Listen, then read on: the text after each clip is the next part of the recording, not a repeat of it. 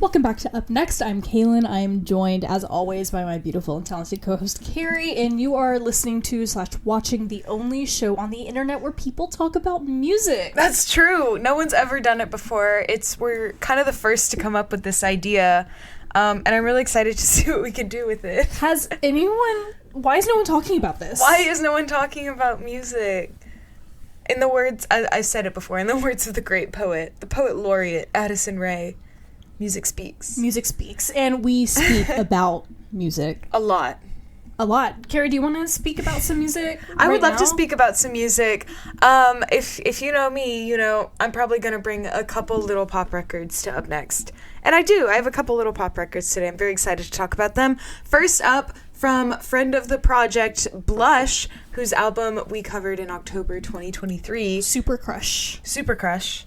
Have a new project out called Beauty Fades, Pain Lasts Forever. Oh, wow. Yeah. And that's kind of the vibe. It's very sad, but really, really beautiful, super dreamy, and soft. I want to say like washed out, but that's not it. It's still very bright and very beautiful. It's kind of indie pop. It's very cool girl, sad pop. If you like that stuff, you're gonna be into it. I don't know what the like newer projects from Snail Mail sound like, but I listened to that first album and it kind of reminds me of that in sound. Really well produced. It has its moments of like grittiness as well, so maybe if that like shinier indie pop rock sound isn't your vibe, I still feel like you can find something to kind of grab onto with this. It's really, really well produced and extremely sad. Yes, this is the perfect balance. Yeah, that really soft, gentle, dreamy pop. Yes, I love the singing. Yeah, with just a little bit of an edge to it. Yeah, it's wonderful. Love it. Love that Blush continues to put stuff out. Much love to them. And this project is from Singapore, yes? Mm-hmm. Okay, good stuff. I always love covering international artists, too. Oh my god. Sorry, I had a stroke there. They're gonna be at Filamoka in 4 weeks. Oh, well, maybe we'll go see them. We just might have to. We might have to send some emails. Cool. We'll see. We'll see.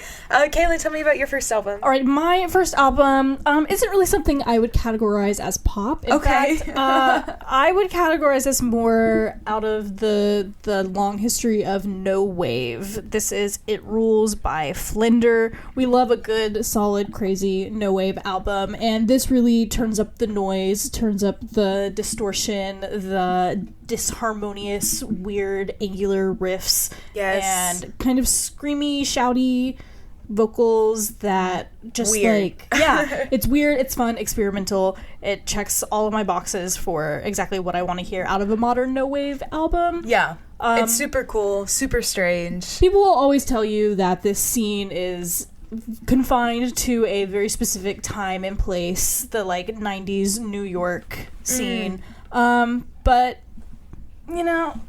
like whatever. Like, okay, there's a lot of like music and cultural movements that are built out of the geography and like the place that they come from specifically. So like, yeah. Okay.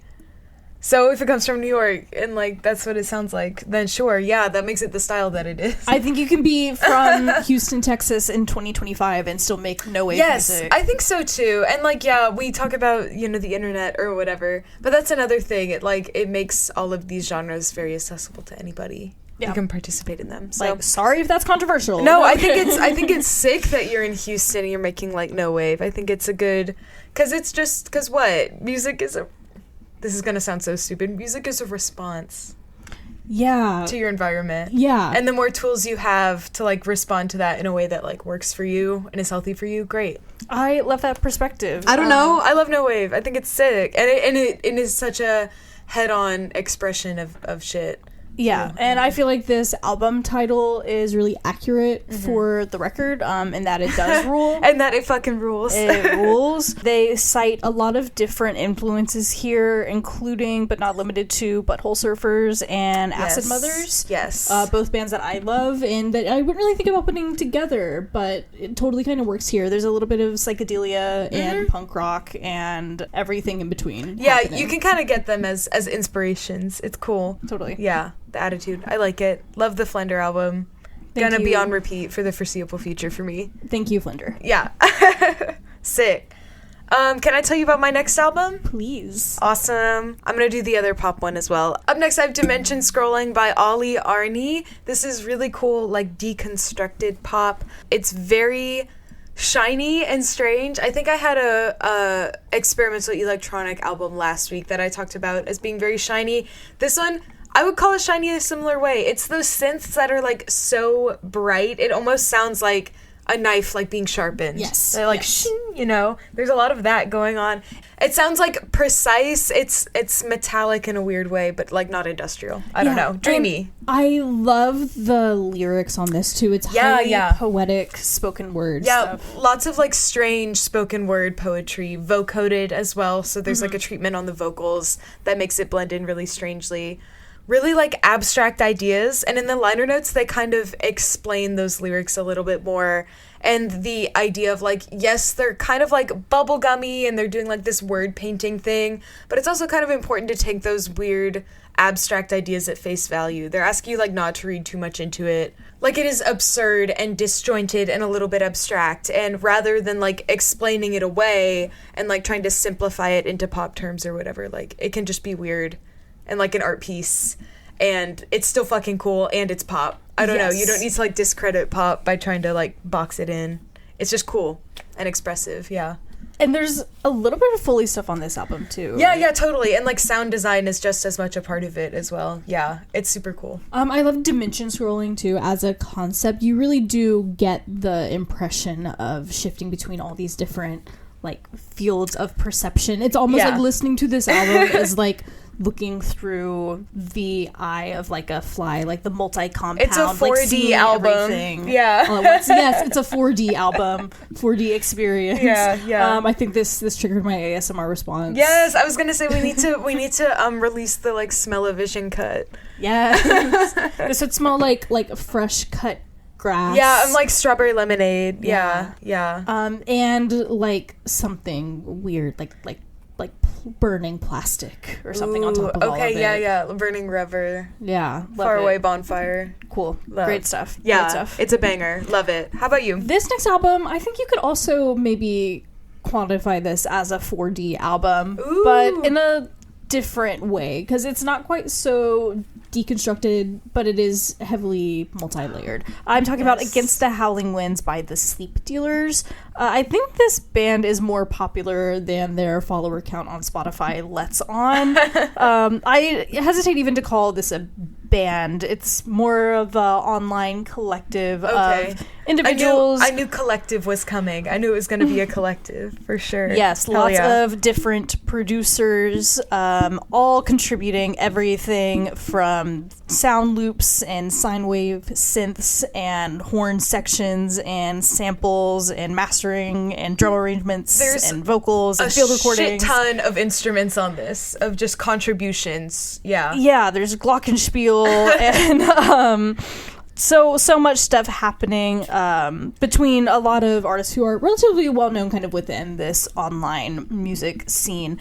And this album is very hauntological in tone, in nature. It sounds like a old tape, like an old cassette tape that you would find like hidden in someone's grandma's attic. Yeah, it has that like warmth to it. Yeah. It's really neat. That warmth and fuzziness, but because there are so many people involved in this project too, there's such a richness to the sound. Yeah, the fuzziness is from like the overtones of everything going on, you know? And that's what sets the mood for a lot of sound collage type projects, or like those overarching pads that you can like barely pick out in the mix. So when I was listening to a chunk of this, I definitely recommend you gotta crank that volume up. Really get into the mix and like step into it. It's super, super cool. Yeah, it's so romantic and beautiful. This album, it smells like roses. Oh, and like dust. I think of my Gigi had a dictionary this big on a podium with a reading light in her sunroom. I can like smell the room.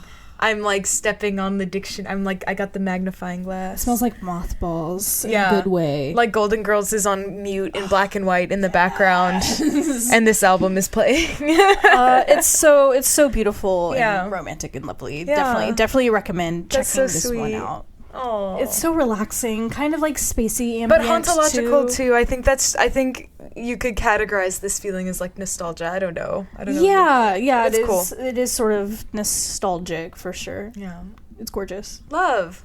I have one more album to talk about. Wow, we're really running through it. What do you got? It's another lunch break up next. We're like so efficient. I'm We're getting- drinking. Yeah, sorry. Go ahead. No, go ahead. Oh, we're drinking our coffee. We're high energy. Ooh, your tea. Or tea. My black tea. Or tea. You know. My last album is a little bit different, but still really, really lovely. It's Balqash by Cavediver.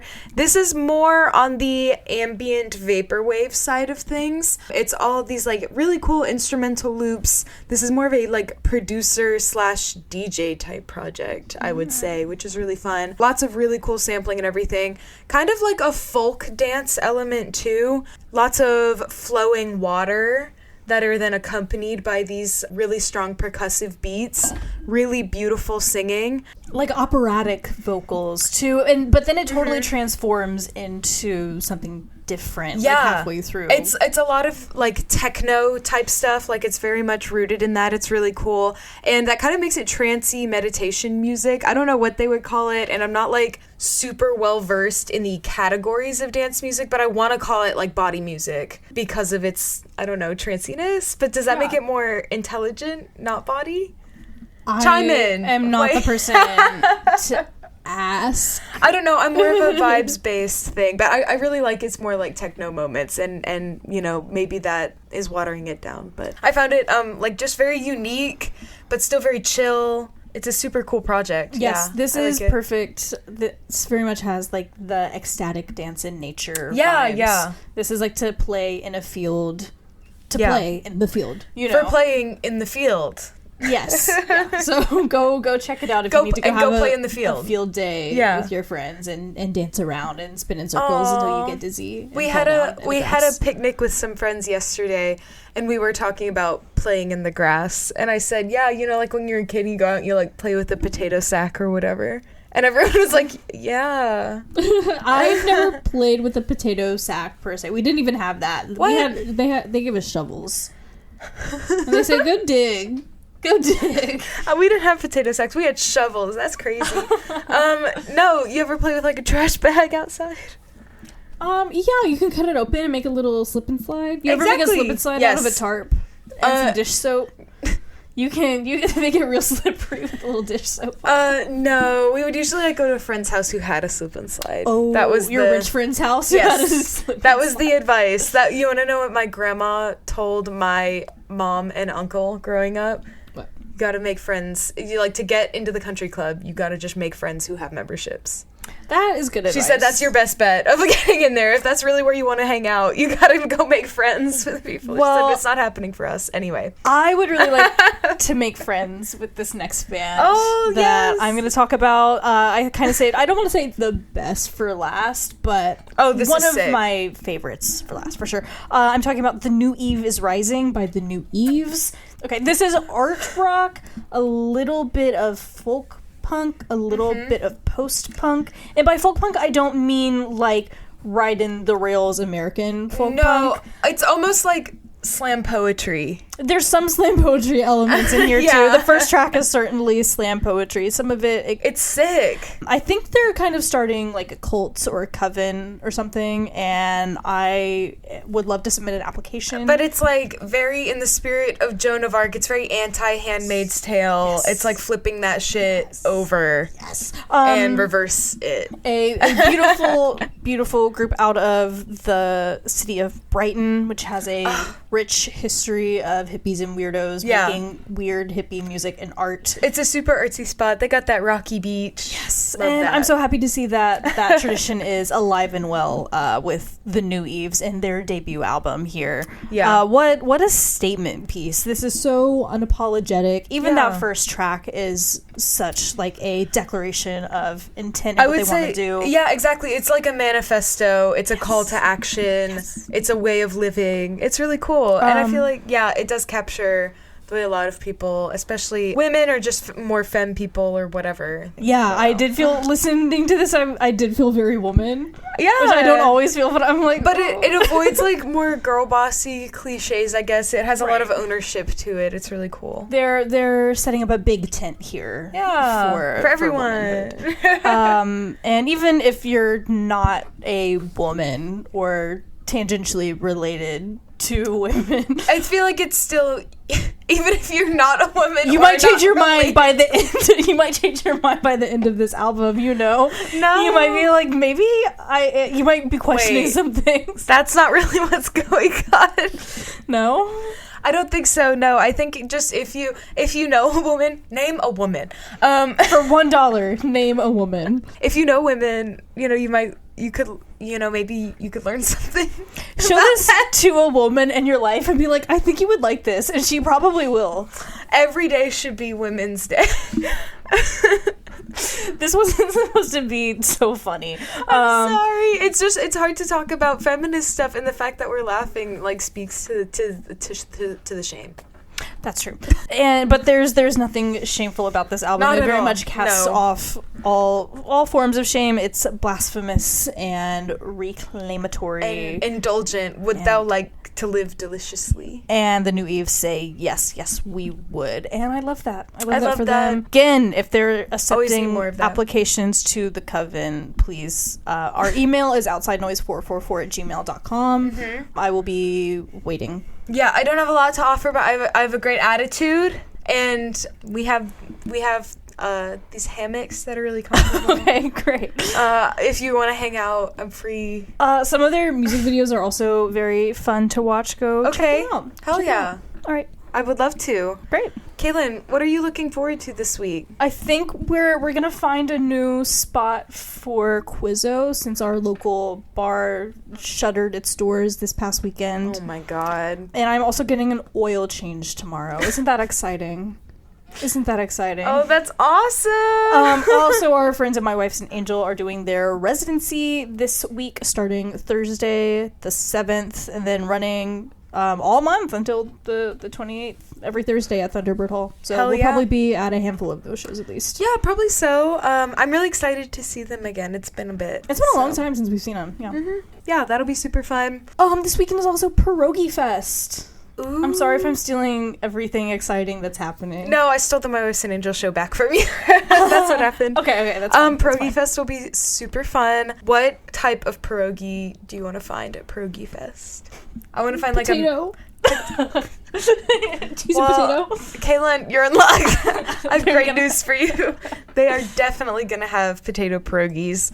I want to find like a mac and cheese pierogi. That sounds so good. Doesn't and if it? they don't have them, I think we have the tools to make a mac and cheese pierogi. I think so. It sounds really good. I mean, there are definitely like sweet pierogies, right? Oh yeah, they have blueberry pierogies. They have Okay. those at Mom Mom's. If you want to go get some blueberry pierogies. That sounds delicious. Oh, I was yeah. thinking peanut butter and jelly pierogi. You know, you can put anything inside of a little dumpling package like that. It might not be good. I feel like the dough might have to have a little peanut butter in it. Okay, yeah, I think you could do a peanut butter dough with a jelly fill, or maybe a jelly sauce on top. Oh yeah, we'll have to workshop it. We'll have to try. We'll work on it. We'll report back. Do some recipe development. Maybe we'll go to Pierogi Fest and become inspired to make pierogies. I think I might be pierogied out after Pierogi Fest. No, we would be inspired by all the flavors. Wow, the flavor explosion. I hope pickle pierogi, is that anything? That sounds good. I would have pickle pierogi. Okay. I really would love to try buffalo chicken. I feel like that definitely exists. It does. They have it at the local spot, the local pierogi spot. Mm-hmm. We can get it next time. I love that. What are you doing later? Buying buffalo chicken pierogies. Sounds good. Well, we just made our plans. We just made dinner plans. I hope you guys have some good dinner plans and have a great week. I hope you have something to look forward to. Bye. Bye. Cute.